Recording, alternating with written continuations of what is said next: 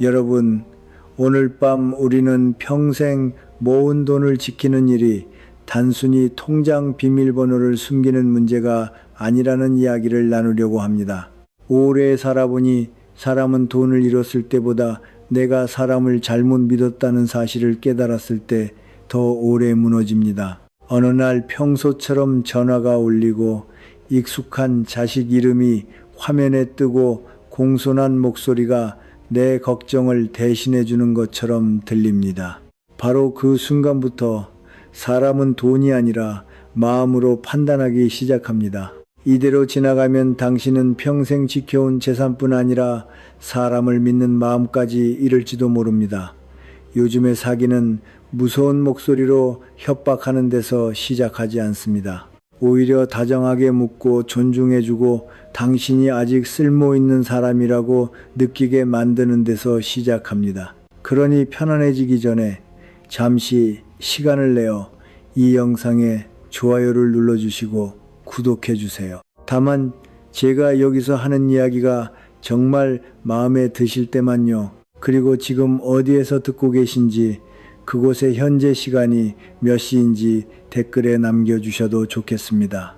이제 불을 끄고 부드러운 소음이 필요하다면 선풍기를 켜도 좋습니다. 그리고 오늘 밤의 여정을 함께 시작해 보겠습니다. 사람은 나이가 들수록 의심이 많아지는 것이 아니라 오히려 믿고 싶은 사람이 많아집니다. 이 사실을 저는 늦게 알았습니다. 젊을 때는 하루에도 수십 명을 만나고 회사에서 전화가 오고 친구가 찾아오고 자식이 무엇이든 물어봅니다. 그런데 일흔을 넘기고 어느 날부터 전화기가 조용해집니다. 아침을 먹고 설거지를 끝내도 연락이 없고 점심을 먹고 창밖을 보아도 찾아오는 사람이 없습니다. 그러다 누군가 전화를 걸어 어르신 불편한 건 없으세요? 라고 묻습니다. 그 한마디가 이상하게 오래 남습니다. 사기꾼들은 바로 그 시간을 압니다. 그들은 통장 잔액만 조사하는 사람들이 아닙니다.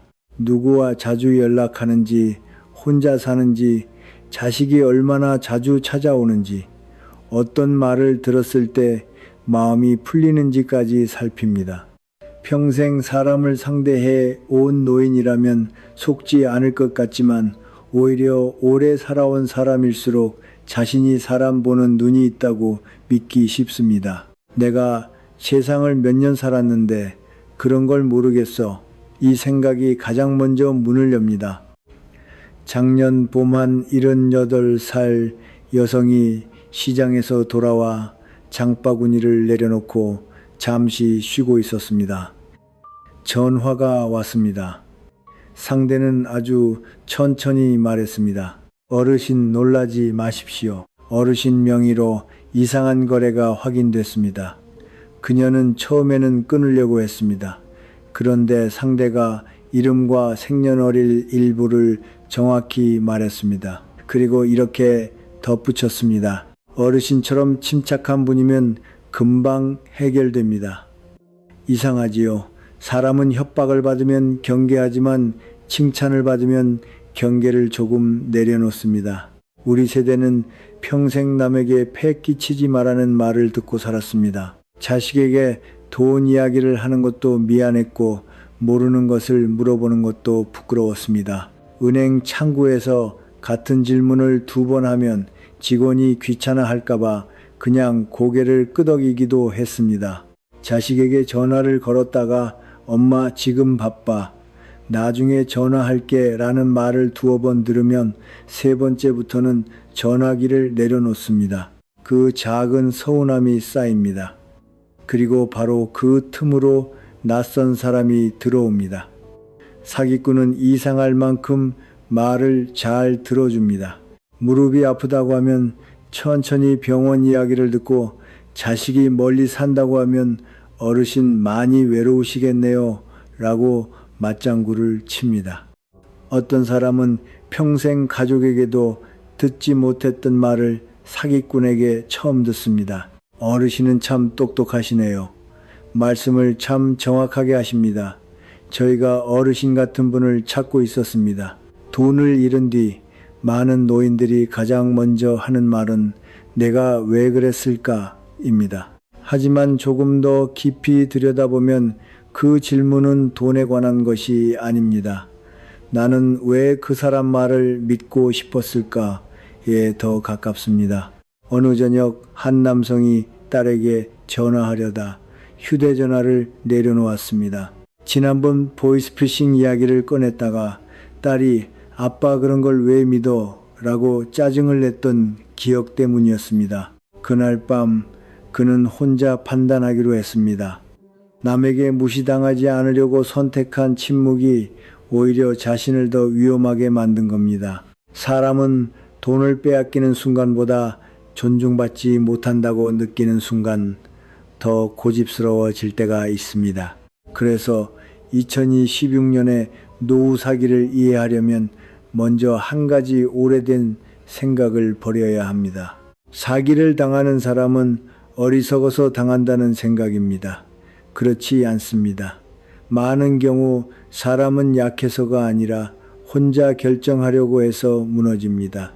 체면을 지키려고, 자식에게 걱정을 끼치지 않으려고, 아직 판단력이 멀쩡하다는 것을 증명하려고 혼자 버티다가 더 큰 손해를 봅니다. 그렇다고 누구도 믿지 말라는 뜻은 아닙니다. 나이가 들수록 필요한 것은 불신이 아니라 한 번 더 확인할 여유입니다. 모르면 모른다고 말하고, 이상하면 전화를 끊고, 자식이든 이웃이든 주민센터 직원이든 누군가에게 물어보는 것입니다. 평생 혼자 해결해온 사람에게는 이 한마디가 가장 어렵습니다. 제가 잘 모르겠습니다. 확인해보고 다시 연락드리겠습니다. 그러나 그 말은 약한 사람의 말이 아닙니다. 오히려 오래 살아본 사람이 마지막까지 자신의 품위를 지키는 말입니다. 왜냐하면 사기꾼들이 가장 먼저 노리는 것은 통장이 아니라 우리가 누구에게도 묻지 않을 거라는 확신이기 때문입니다. 그리고 그 확신을 깨트리는 순간부터 그들의 계산은 조금씩 틀어지기 시작합니다. 그 한마디를 입에 붙이는 연습이 필요한 이유는 요즘 사기가 사람을 놀라게 하기보다 먼저 안심시키는 방식으로 시작되기 때문입니다. 예전에는 큰 돈을 미끼로 던졌습니다. 당첨됐습니다. 수백만 원을 받을 수 있습니다. 같은 말이었지요. 그런데 사람들은 이제 그런 말을 들으면 먼저 의심합니다. 그래서 수법도 달라졌습니다. 욕심을 건드리는 대신 아까운 마음을 건드립니다. 어느 아침 휴대전화에 짧은 문자 하나가 도착합니다. 국민건강보험 미지급 환급금 47 300건 조회. 금액이 참 묘합니다. 너무 크지도 않고 너무 작지도 않습니다. 100만 원이라고 하면 사기 같지만 47 300건이라고 하면 내가 어디선가 덜 받은 돈처럼 느껴집니다. 병원비를 냈던 기억도 나고 보험료를 꼬박꼬박 낸 세월도 떠오릅니다. 그래서 사람은 이렇게 생각합니다. 내가 받을 돈이면 확인은 해봐야지. 평생 아껴 살아온 사람에게 몇만 원은 결코 작은 돈이 아닙니다. 시장에서 두부 한 모 가격이 오른 것도 기억하고 전기료 몇천 원 더 나온 것도 확인하며 살아왔습니다. 자식들에게는 아무렇지 않은 돈처럼 보여도 그 돈을 모으는데 얼마나 많은 날이 필요한지 우리는 압니다. 바로 그 성실함을 이용합니다. 문자 아래에는 파란 글씨에 주소가 붙어 있습니다. 손가락으로 한 번만 누르면 된다고 생각합니다. 아무것도 사는 것도 아니고 돈을 보내는 것도 아닙니다. 그냥 확인만 하는 것이니 위험하지 않다고 느껴집니다. 하지만 어떤 사기는 바로 그 한 번의 터치에서 시작됩니다. 화면에는 평범한 안내 페이지처럼 보이는 것이 뜨고 어떤 경우에는 보안 확인이나 환급 조회를 위해 프로그램을 설치하라는 문구가 나옵니다. 설치를 하고 나면 눈에 띄는 변화가 없을 수도 있습니다. 전화도 되고 사진도 그대로 있고 카카오톡도 열립니다. 그래서 더 무섭습니다. 겉으로는 내 전화기인데 안에서는 이미 남의 손이 들어와 있을 수 있습니다. 어르신이 은행에 전화를 걸었다고 생각해도 그 전화가 다른 곳으로 연결될 수 있고, 인증 문자가 오면 누군가가 그 내용을 볼 수도 있습니다. 자신이 무엇을 잘못했는지조차 모르는 사이에 전화기가 정보를 내주는 통로가 되는 겁니다. 한 노인은 점심을 먹다가 그 문자를 받았습니다. 국에 밥을 말아 몇 숟갈 뜨던 중이었습니다. 환급금이라는 글자를 보고 숟가락을 내려놓았습니다. 아내가 살아있을 때 병원비를 많이 냈던 기억이 났습니다. 혹시 그때 남은 돈인가 싶었습니다. 주소를 누르려다가 손을 멈췄습니다. 며칠 전 딸이 했던 말이 떠올랐기 때문입니다. 아빠 문자에 온 주소는 아무거나 누르면 안 돼. 그는 처음에는 속으로 기분이 조금 상했다고 합니다. 자기가 어린애도 아닌데 그런 것까지 가르치려드나 싶었습니다. 그런데 그날은 그 잔소리가 고마웠습니다. 문자에 적힌 번호로 전화하지 않고 서랍에서 건강보험 관련 우편물을 찾아 대표 번호를 직접 확인했습니다. 환급금은 없었습니다. 문자는 가짜였습니다. 그날 그가 지킨 것은 47,300건이 아니었습니다. 평생 모아둔 예금이었습니다. 우리가 오래 살면서 잘못 배우는 것이 하나 있습니다. 작은 돈을 챙기는 사람은 꼼꼼한 사람이라는 생각입니다. 물론 맞는 말입니다. 그러나 세상이 달라지면 꼼꼼함의 방식도 달라져야 합니다. 예전에는 영수증을 다시 보고 거스름 돈을 확인하는 것이 꼼꼼함이었다면, 이제는 문자 속 주소를 바로 누르지 않는 것이 꼼꼼함입니다. 받을 돈을 놓치는 것보다 더 무서운 것은 받을 돈이라고 믿고 평생 모은 돈을 내주는 일입니다. 사기꾼들은 노인의 욕심보다 손해보기 싫은 마음을 더 정확히 압니다. 지금 확인하지 않으면 소멸됩니다. 오늘까지 신청해야 합니다. 같은 문장이 붙는 이유도 같습니다. 사람에게 생각할 시간을 주지 않는 겁니다. 저녁에 불을 끄고 누웠다가 문득 이런 생각이 들 때가 있습니다. 혹시 진짜였으면 어떡하지? 바로 그 마음 때문에 다시 휴대전화를 켜고 주소를 누르게 됩니다. 몇만 원을 놓쳤다는 아쉬움은 며칠이면 사라지지만 사기로 잃은 돈과 자신에 대한 원망은 몇 년을 따라다닐 수 있습니다. 그러니 문자로 돈 이야기가 오면 먼저 한번 멈추십시오. 환급금이든 지원금이든 미납금이든 문자 안에 적힌 주소와 전화번호를 그대로 믿지 마십시오.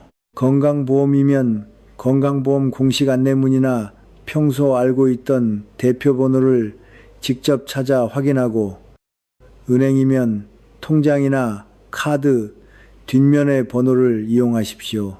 그리고 이미 주소를 눌렀다고 해서 부끄러워하며 숨기지 마십시오. 괜히 눌렀나 보다 하고 앱 하나만 지운 뒤 끝내는 것이 더 위험할 수 있습니다. 가까운 사람에게 알리고 통신사나 믿을 수 있는 서비스 센터에서 휴대전화를 점검받는 편이 낫습니다.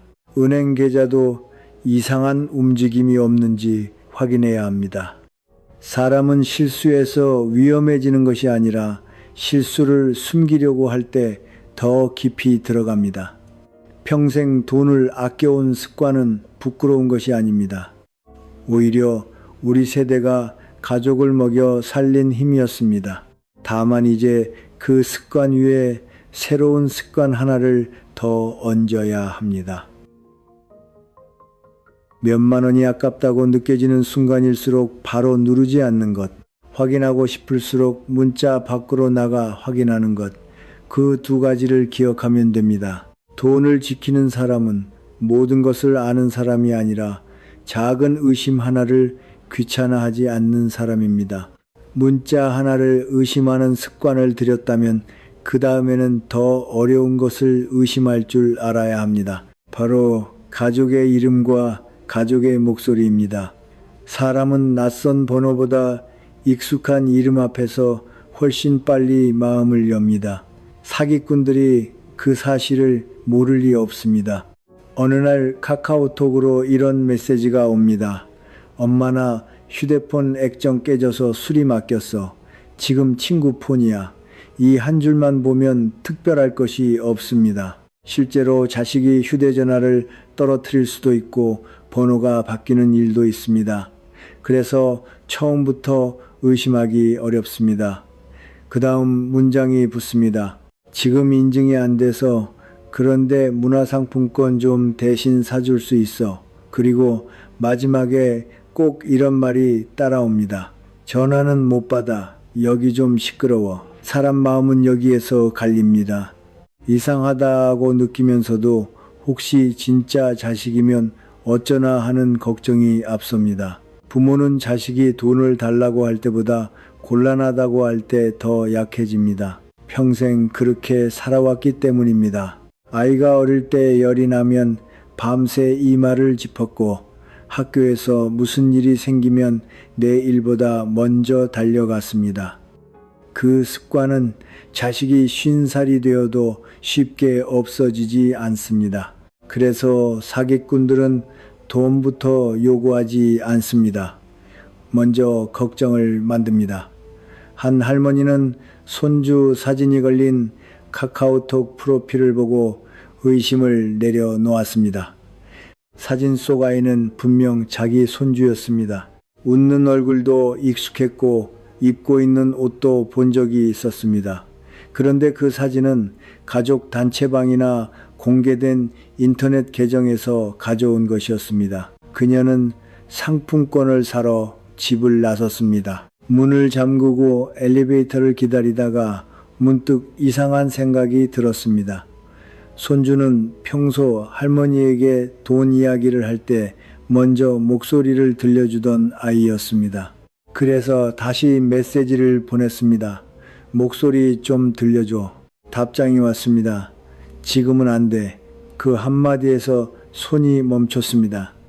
사람이 오래 살아보면 알게 되는 것이 있습니다. 사랑하는 사람일수록 확인을 꺼려서는 안 됩니다. 믿기 때문에 확인하지 않는 것이 사랑이 아니라 혹시라도 잘못되었을 때 서로를 지키기 위해 확인하는 것이 더 깊은 사랑입니다.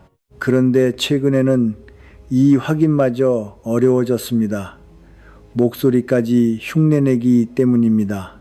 짧은 영상 몇 초만 있어도 누군가의 목소리와 비슷한 소리를 만들어낼 수 있는 시대가 되었습니다. 손주가 울면서 할머니나 사고 났어 라고 말하는 전화가 걸려오면 그 순간 머리로 판단하는 사람은 거의 없습니다.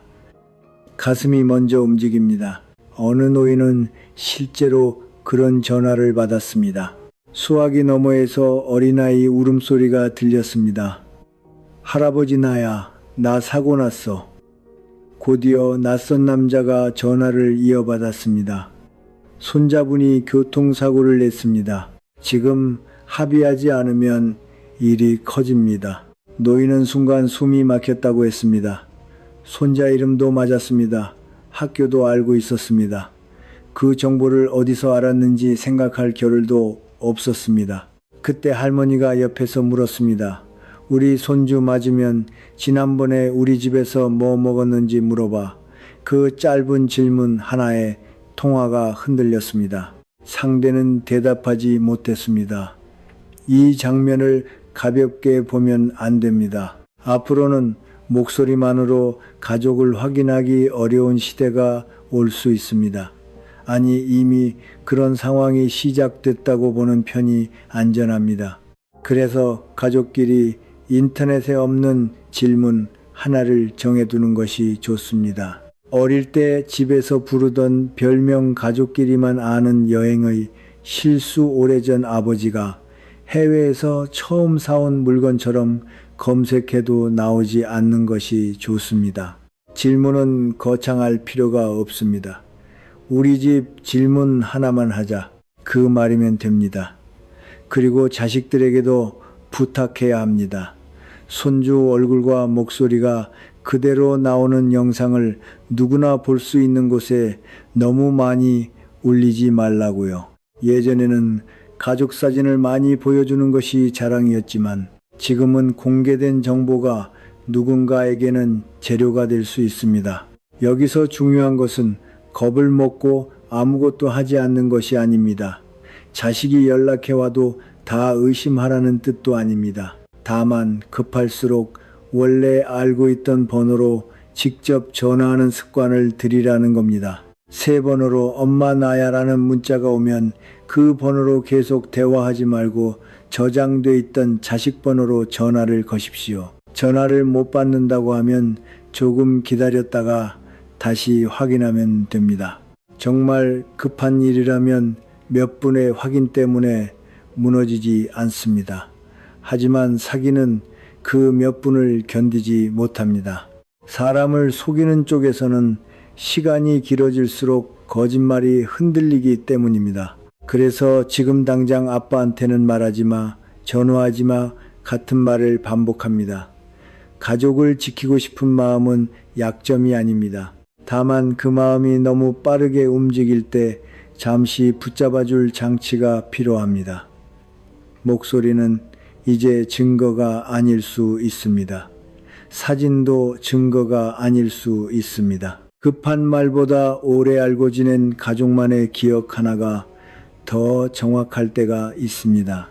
사람은 나이가 들어서 기억이 약해지는 것이 두려운 게 아니라 사랑하는 사람을 걱정하는 마음 때문에 판단이 흔들리는 순간이 더 위험합니다. 그러니 가족끼리 미리 약속해 두십시오. 누가 울면서 전화하더라도, 누가 급하다고 재촉하더라도 우리 집 질문 하나는 반드시 한다고. 그 질문 하나가 돈보다 먼저 가족의 마음을 지켜줄 수 있습니다. 가족의 목소리까지 의심해야 하는 시대가 되었다면 그보다 더 믿기 어려운 것이 하나 있습니다. 우리가 평생 믿어온 기관의 이름입니다. 경찰, 검찰, 금융감독원 같은 말은 나이가 들수록 더 무겁게 들립니다.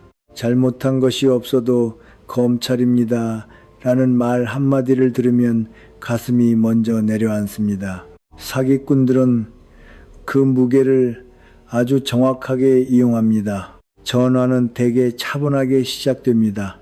어르신 명의로 개설된 계좌가 범죄에 이용됐습니다. 당황해서 아니라고 하면 상대는 오히려 안심시킵니다. 저희도 어르신이 피해자라고 보고 있습니다. 조사에 협조하시면 아무 문제 없습니다. 여기서 사람은 조금 안도합니다. 내가 범인이 아니라 피해자라고 하니까요. 그런데 바로 그 안도 뒤에 두 번째 사람이 등장합니다. 이번에는 검사라고 합니다. 사건 번호를 불러주고 이름을 확인하고 어딘가에서 들은 듯한 법률 용어를 섞습니다. 그리고 세 번째 사람이 전화를 받습니다. 금융감독원 자산검수 담당입니다. 어르신 예금이 안전한지 확인해 드리겠습니다. 세 사람이 이어서 말하면 사람은 그것을 하나의 조직이라고 믿게 됩니다. 서로 다른 기관이 같은 이야기를 하니 사실처럼 느껴지는 겁니다. 하지만 정말 무서운 문장은 돈을 요구하는 말이 아닙니다. 이 사건은 수사 중이니 가족에게 말씀하시면 안 됩니다. 그 말이 나오는 순간부터 사람은 혼자가 됩니다. 사기꾼들이 가장 먼저 빼앗는 것은 돈이 아닙니다. 도움을 청할 사람입니다. 어느 74 노인은 그 전화를 받고 아들에게 전화하려 했습니다. 화면에 아들 이름까지 띄워놓고 손가락을 올렸습니다. 그런데 상대가 했던 말이 떠올랐습니다. 자녀분께 알려지면 수사에 지장이 생길 수 있습니다. 그는 결국 전화하지 않았습니다. 그날 오후 은행에서 직원이 왜 이렇게 많은 돈을 찾느냐고 묻자 집 수립이라고 대답했습니다. 그것까지 미리 지시받았기 때문입니다. 평생 거짓말을 싫어하던 사람이 낯선 사람의 지시를 따라 은행 직원에게 거짓말을 한 겁니다. 집에 돌아오니 현관 앞에서 누군가 기다리고 있었습니다. 정장을 입었고 말투는 공손했습니다. 검수 끝나면 바로 돌려드리겠습니다. 노인은 현금이 든 가방을 넘겼습니다. 문이 닫힌 뒤 이상하게 집이 조용해졌습니다. 그제야 아들에게 전화하고 싶은 마음이 들었지만 혹시 정말 수사를 방해하는 것은 아닐까 두려웠습니다. 사람 마음이 한번 겁에 묶이면 평소라면 하지 않을 판단을 합니다. 권위 앞에서 실수하면 큰일 난다는 두려움, 자식에게 괜한 걱정을 끼치고 싶지 않은 마음, 내가 아직 스스로 해결할 수 있다는 체면이 한꺼번에 작동합니다. 그리고 여기에 휴대전화 프로그램까지 설치하게 하면 상황은 더 위험해집니다. 안전조 사용 앱입니다. 계좌를 보호하기 위한 프로그램입니다. 이런 말을 들으면 공식적인 프로그램처럼 느껴집니다. 그런데 전화로 누군가가 앱 설치를 요구하는 순간부터 먼저 사기를 의심해야 합니다. 어떤 피해자는 의심이 생겨 통화를 끊은 뒤 직접 경찰에 확인하려고 했습니다. 분명 자신이 경찰 번호를 눌렀다고 생각했습니다. 그런데 이미 휴대전화가 악성 프로그램에 영향을 받고 있었다면 그 통화조차 사기 조직 쪽으로 연결될 수 있습니다. 피해자는 확인했습니다. 그리고 확인했기 때문에 더 믿었습니다. 이것이 무서운 점입니다. 사람은 한번 의심한 뒤 확인까지 했다고 생각하면 그 다음부터 경계를 거의 풀어버립니다. 그래서 이런 상황에서는 내 전화기를 계속 붙잡고 확인하려 하지 않는 편이 안전합니다. 옆집 전화도 좋고 경비실 전화도 좋고 주민센터에서 도움을 청해도 좋습니다. 다른 전화기로 공식 대표번호를 직접 확인해야 합니다. 그리고 이것만큼은 기억해 두어야 합니다. 검찰이나 경찰, 금융기관을 사칭한 누군가가 전화로 현금을 준비하라고 하고 집에 사람이 찾아가 돈을 받아가겠다고 한다면 그대로 따르지 마십시오. 돈을 안전하게 보관하겠다며 현금을 넘기라고 요구하거나 봉인한다는 말을 한다면 전화를 끊고 별도로 확인하십시오. 무엇보다 가족에게 말하지 마십시오 라는 말을 들으면 반대로 하십시오. 가장 먼저 가족에게 말하십시오. 이 말 하나가 중요합니다. 세상에는 비밀을 지켜야 품위를 지킬 수 있는 일이 있지만 돈과 수사와 계좌가 얽힌 낯선 전화 앞에서는 침묵이 품위가 아닙니다. 도움을 청할 줄 아는 것이 품위입니다. 이미 돈을 보냈거나 누군가에게 넘겼다면 더더욱 숨기지 마십시오. 내가 어떻게 이런 걸 당했나 하며 하루를 보내는 동안 돈은 여러 곳으로 흩어질 수 있습니다. 바로 경찰과 거래 금융기관에 알리고 필요한 조치를 요청해야 합니다. 나이가 들면 자식에게 걱정을 끼치는 것이 싫어서 좋은 일도 나쁜 일도 혼자 해결하려고 합니다. 하지만 늦게 살아보니 알겠습니다. 자식에게 잠깐 걱정을 끼치는 것이 평생 모은 돈을 잃고 몇 년 동안 서로 미안해하는 것보다 낫습니다. 사기꾼은 권위 있는 목소리로 우리를 작아지게 만들지만 우리가 누군가에게 말하는 순간 그 권위는 힘을 잃기 시작합니다. 그러니 전화기 너머의 검사를 두려워하기 전에 침묵 속에 혼자 남는 것을 더 경계해야 합니다. 침묵 속에 혼자 남지 않는 것이 중요하다는 사실을 알았다면 이제는 조금 다른 종류의 함정을 봐야 합니다. 이 함정은 겁을 주지도 않고 검찰이나 경찰 이름을 내세우지도 않습니다. 오히려 사람을 기분 좋게 만듭니다. 돈이 벌리는 것처럼 보여주고 사람 대접을 해주고 늦은 나이에도 아직 운이 남아있는 것처럼 느끼게 합니다. 어느 경로당에서 한 어르신이 점심을 먹다가 휴대전화를 꺼내 보여줬습니다. 나 이번 달에 20만 원 벌었어. 화면에는 주식 수익률 같은 숫자가 떠 있었습니다. 옆에 있던 사람들이 하나둘 몰려들었습니다. 누군가는 부럽다고 했고 누군가는 어떻게 하는 거냐고 물었습니다. 어르신은 조금 어깨를 폈습니다. 카카오톡방에 선생님이 있어. 종목을 딱 찍어줘. 그날 이후 그는 믹스커피를 평소보다 조금 진하게 타서 사람들에게 돌렸다고 합니다. 아주 작은 변화지만 사람 마음은 그런 데서 보입니다. 돈을 벌었다는 기쁨보다 내가 아직 세상 흐름을 따라가고 있다는 자부심이 더 컸던 겁니다. 그 단체방에는 100명 가까운 사람이 있었습니다. 선생님 덕분에 이번에 차 바꿨습니다. 저는 오늘 800만 원 수익 났습니다. 회장님 말씀대로 하니까 정말 되네요. 수익 화면도 계속 올라왔습니다. 숫자는 번쩍이었고 사람들은 서로 축하했습니다. 그런데 그 방에서 정말 투자하는 사람은 몇 명 되지 않을 수 있습니다. 나머지는 분위기를 만드는 사람들입니다. 한 사람이 돈을 넣으면 다른 사람이 박수를 치고 한 사람이 불안해하면 누군가가 저도 처음엔 무서웠는데 지금은 감사할 뿐입니다. 라고 달래줍니다. 사람은 전문가 한 사람보다 여러 사람의 확신에 더 쉽게 흔들립니다. 특히 나이가 들수록 남들도 다 한다는 말이 의외로 강하게 들어옵니다. 평생 혼자 결정해온 사람도 10명이 같은 말을 하면 자기 판단을 다시 의심하게 됩니다. 처음에는 큰 돈을 요구하지 않습니다. 300만 원을 넣게 하고 30만 원이나 40만 원을 벌게 해줍니다.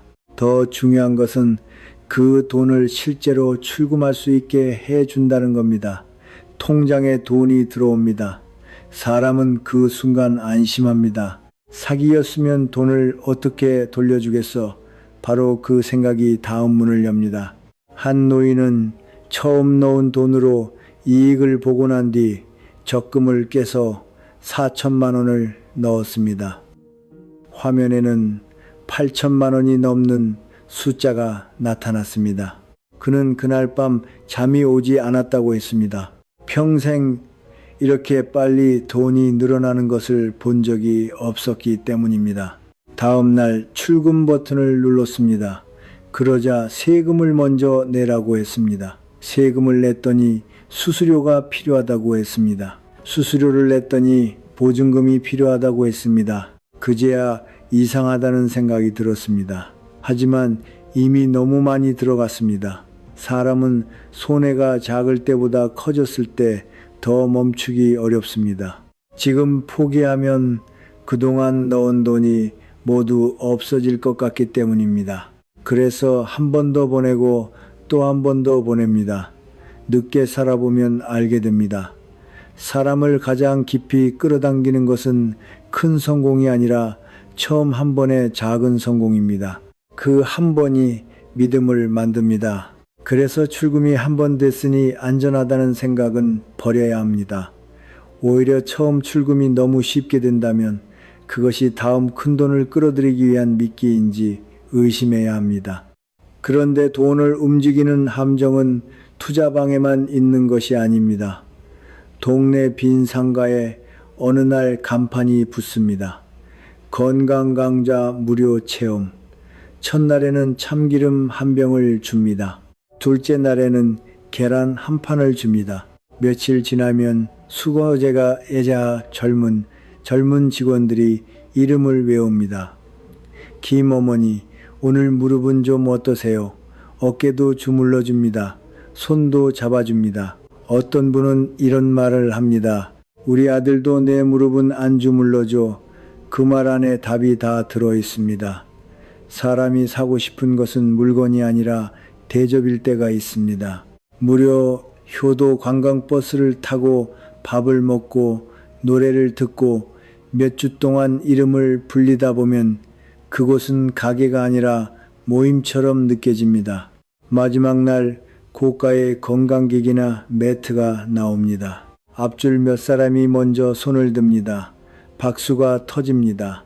그리고 아직 손을 들지 않은 사람을 이름으로 부릅니다. 박 어머니는 안 하실 거예요. 20명이 한꺼번에 바라봅니다. 그 순간 안 삽니다 라는 말이 생각보다 어렵습니다. 돈이 없어서 못 사는 사람처럼 보일까봐 그동안 잘해준 사람을 배신하는 것 같아서 혼자 빠지는 사람이 되는 것 같아서 결국 계약서에 이름을 씁니다. 집에 돌아와 불을 끄고 누우면 마음이 서늘해집니다. 내가 왜 샀지? 그때야 물건의 가격이 보입니다. 하지만 사기꾼이나 악덕 판매자는 이미 알고 있습니다. 사람은 계산 때문에 사는 것이 아니라 분위기 때문에 살 때가 있다는 것을요. 그래서 이제부터는 한 문장을 미리 연습해 두는 것이 좋습니다. 저는 오늘 결정하지 않습니다. 집에 가서 생각해 보겠습니다. 그 말은 상대를 무시하는 말도 아니고 가난을 인정하는 말도 아닙니다. 오히려 내 돈과 내 판단을 내가 지키겠다는 말입니다. 나이가 들수록 남에게 좋은 사람으로 보이는 것보다 내 마음이 급해졌다는 신호를 알아차리는 것이 더 중요합니다. 화면에 뜬 수익도 무료로 받은 선물도 다정하게 불러주는 이름도 그 자체로 증거는 아닙니다. 진짜 신뢰는 사람을 서두르게 하지 않습니다. 그리고 정말 좋은 기회라면 오늘 거절한다고 내일 사라지지 않습니다. 정말 좋은 기회라면 오늘 거절한다고 내일 사라지지 않습니다. 그런데 사람은 머리로 그 사실을 알고도 막상 여러 사람이 나를 바라보는 자리에서는 쉽게 흔들립니다. 나이가 들수록 돈 자체보다 체면 때문에 지갑을 여는 순간이 있다는 것을 저도 아주 늦게 알았습니다. 무료 강좌가 끝나고 사람들이 하나둘 계산대로 향할 때 혼자 자리에 남아 있으면 이상하게 마음이 불편해집니다. 조금 전까지 웃으며 어깨를 주물러 주던 직원이 다가와 묻습니다. 어머니는 안 하세요? 그 말은 단순한 질문인데도 듣는 사람 마음속에서는 다른 말로 들립니다. 돈이 없으세요? 남들은 다 하는데 왜 혼자 못 하세요? 아무도 그렇게 말하지 않았는데도 스스로 그렇게 받아들이게 됩니다. 평생 남에게 부족해 보이지 않으려고 살아온 사람일수록 그 순간이 더 어렵습니다. 자식들 공부시키느라 내 옷 한 벌 아껴 입고 경조사 봉투도 형편보다 조금 더 넣으며 살았습니다. 남에게 빚진 사람처럼 보이기 싫고 어려운 사람처럼 보이기 싫어서 힘든 날에도 괜찮다고 말했습니다. 그 마음이 노년에는 뜻밖의 약점이 됩니다. 어느 할머니는 건강 매트 계약서를 들고 집으로 돌아왔습니다. 현관 불을 켜고 신발을 벗는데 갑자기 마음이 무거워졌습니다. 가격은 280만 원이었습니다. 낮에는 사람들이 박수를 쳤고 직원이 어머니가 제일 현명하세요라고 했습니다. 그런데 집에는 아무도 없었습니다. 식탁에 계약서를 펼쳐놓으니 숫자가 갑자기 크게 보였습니다. 그녀는 딸에게 전화하려다가 멈췄습니다. 몇 달 전 홈쇼핑에서 냄비를 샀다가 딸에게 한참 잔소리를 들었던 기억이 났기 때문입니다. 엄마는 왜 자꾸 그런 걸 사? 그 말이 떠오르자 전화를 내려놓았습니다. 사람은 혼날까봐 숨기는 것이 아니라 존중받지 못할까봐 숨길 때가 더 많습니다. 누군가 내 결정을 어린아이 취급하듯 평가하면 그 다음부터는 틀렸다는 것을 알아도 말하지 않습니다. 또 왜 그랬어? 라는 한마디가 무서워서 혼자 계약서를 들고 며칠을 버팁니다. 그 사이 취소할 수 있는 시간은 지나갑니다.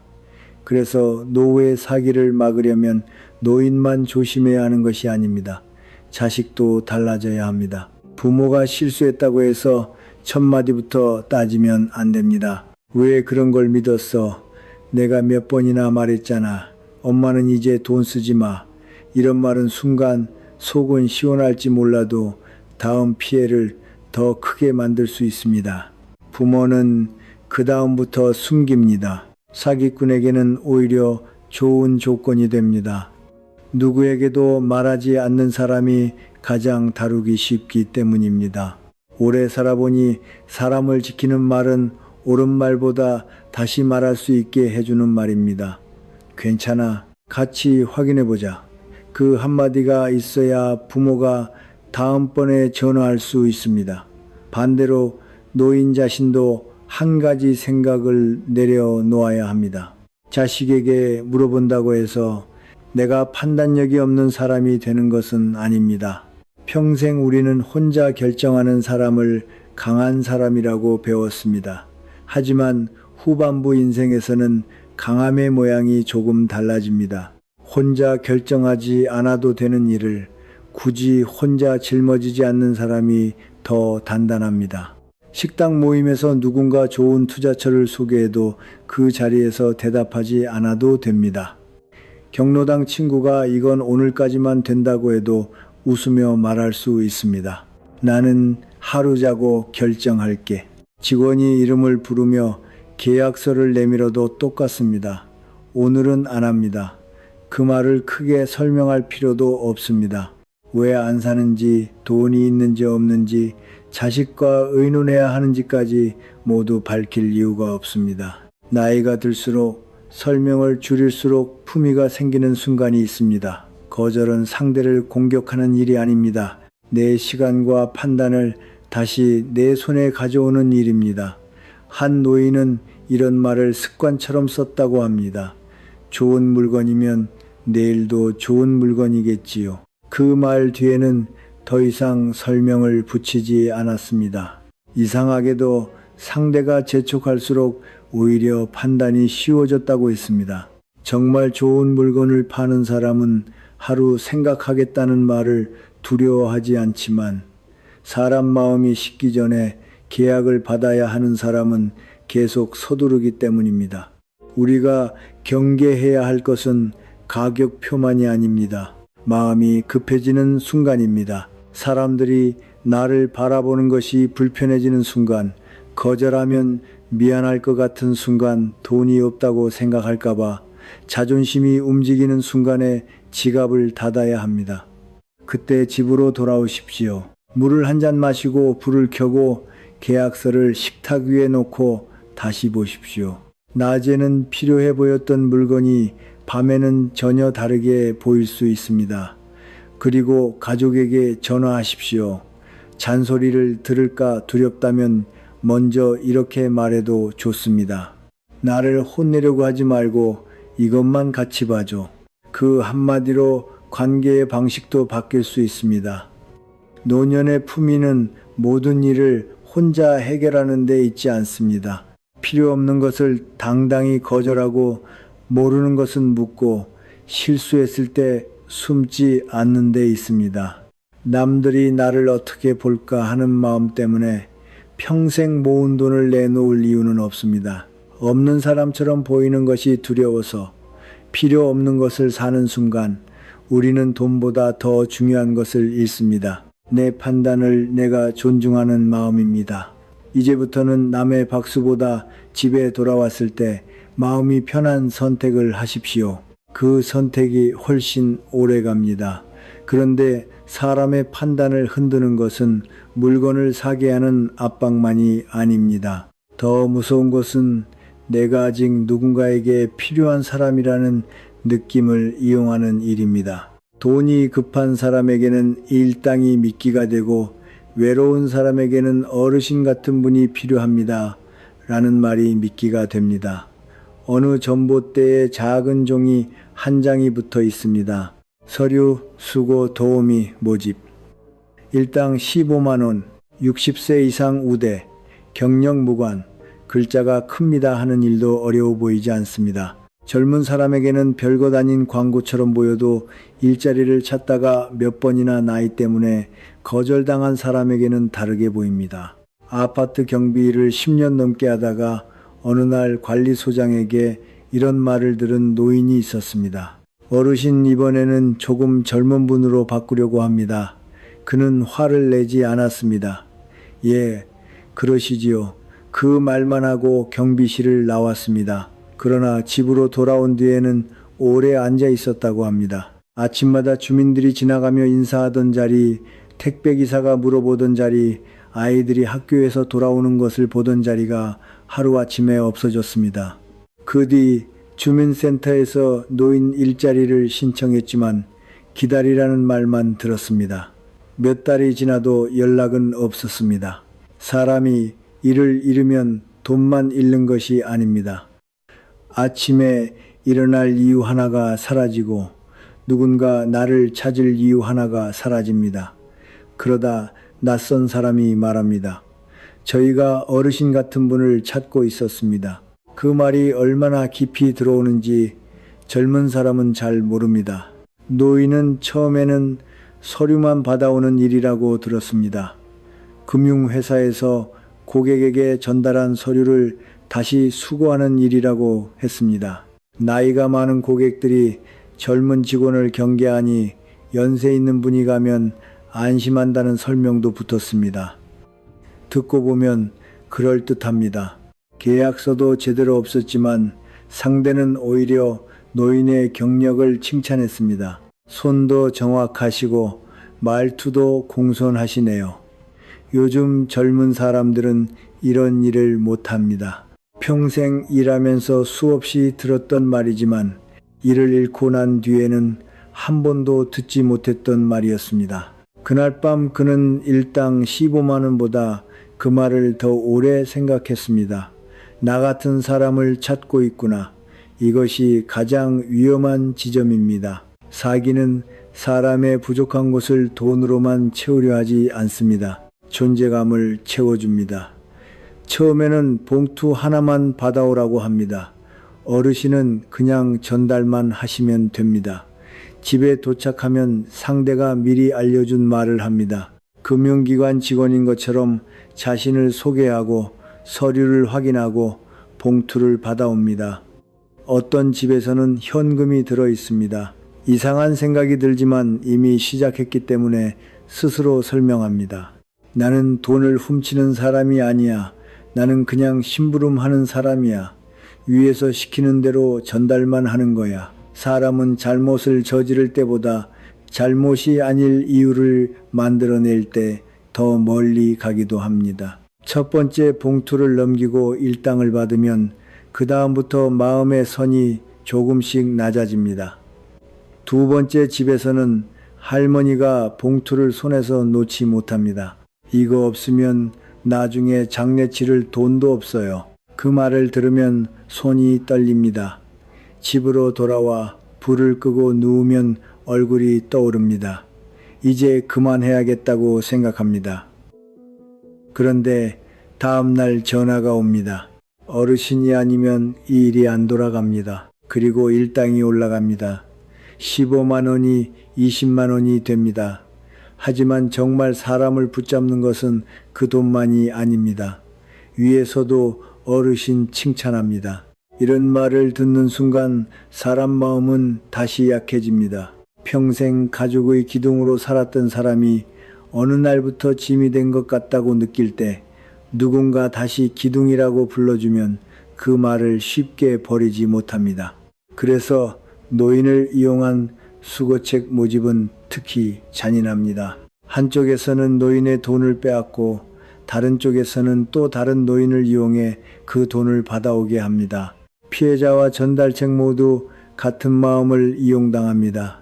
자식에게 말하지 마십시오. 이 한마디입니다. 피해자는 자식에게 무시당할까봐 숨깁니다. 심부름을 맡은 노인은 돈이 필요하다는 사실을 들킬까봐 숨깁니다. 결국 두 사람 모두 혼자가 됩니다. 사기 조직이 원하는 것이 바로 그것입니다. 서류 수거, 택배 상자 회수 카드, 전달 문화상품권, 교환 현금 전달처럼 쉬워 보이는 일을 시키면서 신분증이나 통장 카드 현금을 요구한다면 반드시 멈춰야 합니다. 특히 지나치게 높은 일당을 주면서 일의 내용이 정확하지 않다면 더 의심해야 합니다. 노인 일자리는 가능하면 주민센터나 공식적인 시니어 일자리 기관처럼 확인 가능한 곳을 통해 알아보는 편이 안전합니다. 그리고 이미 한두 번 일을 했다면 가장 위험한 생각은 이것입니다. 한 번만 더 하고 그만두자. 그 한 번이 두 번이 되고 두 번이 10번이 됩니다. 그때부터는 피해를 입은 사람들의 돈뿐 아니라 내 이름과 남은 인생까지 걸리게 됩니다. 이미 이상한 일을 했다고 느낀다면 가족에게 먼저 말하고 경찰에 상담하십시오. 숨기면서 시간을 보내지 마십시오. 스스로 찾아가 도움을 구하는 것과 아무 말도 하지 않은 채 계속 일을 하다가 붙잡히는 것은 삶에 남는 결과가 다를 수 있습니다. 나이가 들어 필요한 사람이 되고 싶은 마음은 부끄러운 것이 아닙니다. 오히려 평생 성실하게 살아온 사람에게 너무 자연스러운 마음입니다. 하지만 우리를 진짜 필요로 하는 사람은 정체를 숨기지 않습니다. 가족에게 말하지 말라고 하지도 않습니다. 일의 내용을 흐리게 설명하지도 않습니다. 그리고 무엇보다 우리의 손을 이용해 다른 노인의 눈물을 가져오게 하지 않습니다. 늦은 나이에 다시 누군가에게 필요하다는 말을 듣는 것은 따뜻한 일입니다. 그러나 이제는 그 말 뒤에 무엇이 있는지 한 번 더 봐야 합니다. 나를 필요로 한다는 사람이 내 존엄까지 존중하는 사람인지 아니면 내 외로움과 형편을 계산하고 있는 사람인지 말입니다. 나를 필요로 한다는 말이 진짜인지 가짜인지 구별하는 데에는 결국 한 가지 기준이 남습니다. 그 사람이 나를 더 자유롭게 만드는지 아니면 더 혼자 있게 만드는지를 보는 것입니다. 사기는 언제나 우리를 좁은 곳으로 몰아넣습니다. 가족에게 말하지 말라고 하고 지금 당장 결정하라고 하고 다른 사람에게 확인할 시간을 빼앗습니다. 반대로 우리를 지켜주는 관계는 생각할 시간을 줍니다. 그래서 지금까지의 7가지 수법을 다 듣고 나면 마지막에 남는 것은 기술이 아닙니다. 태도입니다. 평생 살아오면서 우리는 아는 척하는 법을 너무 많이 배웠습니다. 은행 창구에서 설명을 다 알아듣지 못해도 고개를 끄덕였습니다. 병원에서 의사가 빠르게 말하면 다시 물어보기가 미안했습니다. 자식이 바쁜 목소리로 전화를 받으면 아니다, 아무것도 아니다 하고 끊었습니다. 그렇게 살다 보면 어느 순간 모른다는 말을 하는 것이 어려워집니다. 하지만 이제는 그 말을 다시 배워야 합니다. 모르겠습니다. 그 뒤에 한마디만 더 붙이면 됩니다. 물어보고 다시 연락드리겠습니다. 이 말을 들으면 정상적인 사람은 기다립니다. 정상적인 금융기관도 기다립니다. 정상적인 판매자도 설명할 시간을 줍니다. 그런데 사기꾼은 기다리지 못합니다. 지금 안 하시면 계좌가 정지됩니다. 오늘까지만 가능합니다. 가족에게 말하면 문제가 생깁니다. 전화를 끊으면 더 위험합니다. 이런 말이 빨라질수록 우리는 오히려 천천히 움직여야 합니다. 한 노인은 전화기 옆에 종이를 붙여 놓았습니다. 굵은 글씨로 5줄이 적혀 있었습니다. 전화로 앱을 설치하라고 하면 끊는다. 확인은 다른 전화기로 한다. 목소리만 믿지 않는다. 공공기관을 사칭하며 현금을 요구하면 응하지 않는다. 모르겠으면 물어보고 다시 연락한다고 말한다. 거창한 규칙이 아닙니다. 하지만 사람은 놀라면 평소 알고 있던 것도 있습니다. 그래서 머릿속에만 두지 말고 눈앞에 두는 것이 좋습니다. 냉장고 문에 붙여도 좋고 전화기 옆에 붙여도 좋습니다. 자식들도 같은 내용을 알고 있어야 합니다. 그리고 가족만 아는 질문 하나를 정해 두십시오. 인터넷 검색으로는 알 수 없는 것으로 해야 합니다. 아버지가 처음 월급 받아 사온 물건이 뭐였지? 우리가 처음 살던 집 앞에는 무슨 나무가 있었지? 답이 무엇인지는 중요하지 않습니다. 가족만 안다는 것이 중요합니다. 어느 아버지는 딸과 이런 질문을 정했다고 합니다. 아버지가 사우디에서 처음 보내온 게 뭐였어? 답은 빨간 카세트였습니다. 아무도 특별하다고 생각하지 않는 오래된 물건입니다. 하지만 그런 기억이 어떤 날에는 통장 비밀번호보다 강한 문이 됩니다. 그 아버지는 예전의 딸에게 돈이 부족하다는 말을 못했습니다. 요양비 몇만 원이 모자라도 혼자 해결하려 했습니다. 평생 가장이었기 때문입니다. 그런데 큰일을 겪고 난 뒤에야 처음으로 딸에게 말했습니다. 아버지가 잘 모르겠다. 좀 와줄래? 그 말을 하기까지 수십 년이 걸렸습니다. 딸은 화를 내지 않았습니다. 휴대전화를 살펴보고 이상한 앱을 정리하고 글씨를 크게 바꾸고 모르는 번호를 조심하도록 설정했습니다. 그리고 전화기 옆에 종이를 붙였습니다. 사람이 나이가 들면서 정말 두려운 것은 모르는 것이 아닙니다. 모르는 것을 말할 사람이 없어지는 것입니다. 그래서 자식들도 기억해야 합니다. 부모가 이상한 전화를 받았다고 말했을 때 첫마디로 그걸 왜 믿었어? 라고 하지 마십시오. 그 말 한 번이면 다음번에는 말하지 않을 수 있습니다. 대신 이렇게 말하면 됩니다. 잘 전화했어요. 같이 확인해봐요. 그 한마디가 다음 피해를 막을 수 있습니다. 우리도 마찬가지입니다. 자식이 바쁘다고 해서 마음까지 없는 것은 아닙니다. 친구에게 물어본다고 내가 부족한 사람이 되는 것도 아닙니다. 주민센터 직원에게 다시 설명해달라고 부탁한다고 해서 내 품위가 떨어지는 것도 아닙니다. 오히려 후반부 인생의 품위는 다른 곳에 있습니다. 급할 때 서두르지 않는 것, 부끄러울 때 숨지 않는 것, 모를 때 묻는 것, 다정한 말을 들어도 판단을 남에게 넘기지 않는 것, 돈보다 더 오래 지켜야 하는 것은 바로 그런 태도입니다.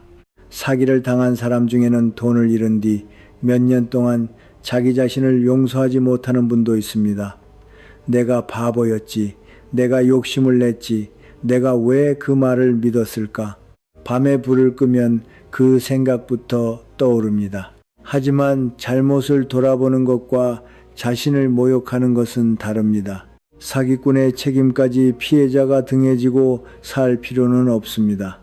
우리가 해야 할 일은 자신을 벌주는 것이 아니라 다음 선택을 바꾸는 것입니다. 한 번 속았다고 사람 보는 눈이 없는 것이 아닙니다. 한 번 실수했다고 남은 인생의 판단까지 남에게 맡길 이유도 없습니다. 오히려 그 경험을 지나온 사람은 다른 사람에게 더 중요한 말을 해줄 수 있습니다. 나도 그런 전화를 받아봤습니다. 나도 순간 믿었습니다. 그러니 당신도 혼자 판단하지 마십시오. 그 말에는 책에서 배운 지식보다 더 큰 힘이 있습니다. 노년의 존중은 아무에게도 도움받지 않는 데서 오는 것이 아닙니다. 내 경계를 알고 필요할 때 도움을 요청하고 누군가 나를 서두르게 할 때 한 발 물러서는 데서 옵니다. 사람이 오래 살수록 모든 것을 알아야 하는 것은 아닙니다. 오히려 무엇을 모르는지 인정할 수 있을 때 더 깊어집니다.